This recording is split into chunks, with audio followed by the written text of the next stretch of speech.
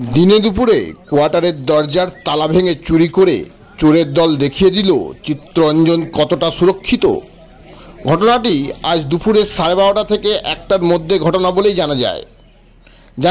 চিত্তরঞ্জনের সিমজুরি এলাকার 85 নম্বর রাস্তার 11 বীর বিচিত্র সিংয়ের বাড়ির ঘটনা। বিচিত্রবাবু পেশায় আরপিএফ। কয়েকদিনের জন্য তিনি নিজের গ্রামে যান বলেই জানা গেছে এবং এরই ফাঁকে কোয়ার্টারের একজনকে দেখভাল করার দায়িত্ব দিয়ে গেছেন তিনি।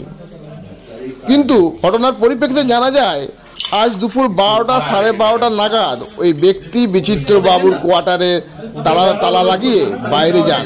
যখন ফিরে আসেন তখন দেখেন কোয়ার্টারের তালা ভাঙা, চোরের দল ঢুকে চুরি করেছে সব।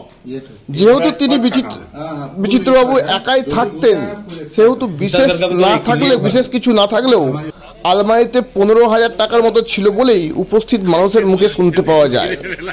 কিন্তু ঘটনা হলো সিমজুরির 85 নম্বর রাস্তা, যেটাকে মেন রোড বলা হয়, মানুষের আনাগোনা সর্বদাই সেই রকম রাস্তায় এই চুরি বা এই দুঃসাহসিকতা যারা দেখালো, তাতে সরাসরি চিত্তরঞ্জনের সিমজুরি এলাকার নিরাপত্তা নিয়ে প্রশ্নের মুখে পড়ল চিত্তরঞ্জনের পুলিশ ও রেলওয়ে আরপিএফ।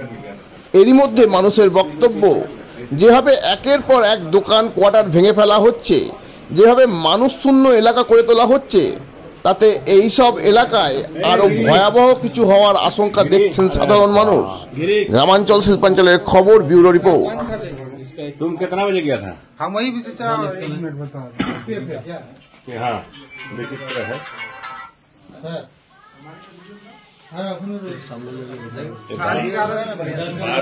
ঘুমা ভেঙেছে তো, যেহেতু ছুটে দিয়েছিল বাড়ির লোক তো বাড়ির লোক তো নেই, ছেলেকে ছুটে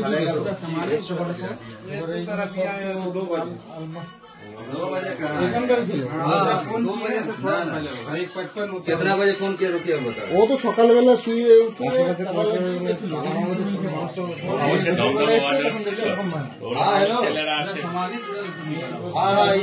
थाना से आए हैं।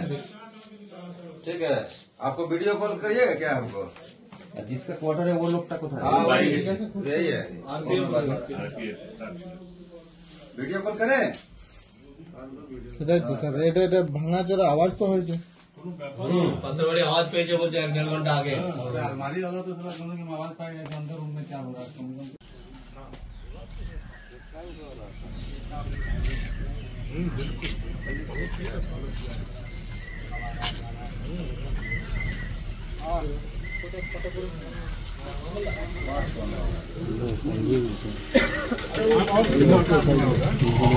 जो सदा सस्ता मान के दिया